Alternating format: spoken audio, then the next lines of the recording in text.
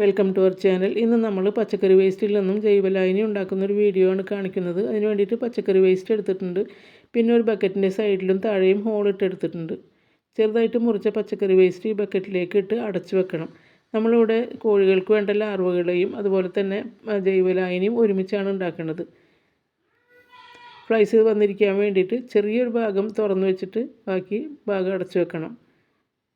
ഇതിൽ നിന്നും ഊറി വരുന്ന വെള്ളം വീഴാൻ വേണ്ടിയിട്ട് താഴെ ഒരു പാത്രം വെച്ച് കൊടുക്കണം. മഴയുള്ള സമയമാണെങ്കിൽ മഴ നനയാതിരിക്കാൻ നോക്കണം. ഒരാഴ്ച കഴിഞ്ഞപ്പോഴത്തേക്കും ലാർവകൾ വിരിഞ്ഞു തുടങ്ങിയിട്ടുണ്ട്. ഈ സമയത്ത് ലാർവകളെ തിന്നാൻ ഉറുമ്പ് വരും. അപ്പോൾ ഞാനിവിടെ പാത്രം മാറ്റി ആ സമയത്ത് കിട്ടിയ ഒരു ജൈവലായനിയാണ് ഇത്. നല്ല വീര്യം കൂടിയ ലായനിയാണ്. ഇതിലേക്ക് ലാർവകളും വീണിട്ടുണ്ട്. ഇനി ഈ ഒരു രീതിയിലാണ് ബക്കറ്റ് വെച്ചത്. ഒരു വലിയ ബക്കറ്റിൽ വെള്ളം എടുത്ത് അതിലൊരു ഇഷ്ടിക വെച്ചിട്ട് അതിൻ്റെ മേലെയാണ് പച്ചക്കറിയുടെ ബക്കറ്റ് വെച്ച് കൊടുത്തത്. 20 ദിവസമായപ്പോഴത്തേക്കും ലാർവകളൊക്കെ നല്ല വളർച്ചയെത്തി. ആ സമയത്ത് ഞാൻ ഇത് എടുത്തു. അപ്പോൾ കിട്ടിയൊരു ജൈവലായനിയാണിത്. അപ്പോൾ രണ്ട് ലായനിയും കൂടെ ഞാൻ ഒരുമിച്ചാക്കി.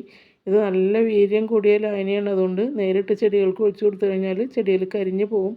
ഒരു 10 ലിറ്ററെങ്കിലും വെള്ളം ചേർത്തിട്ട് വേണം ചെടികൾക്ക് ഒഴിച്ചു കൊടുക്കാൻ.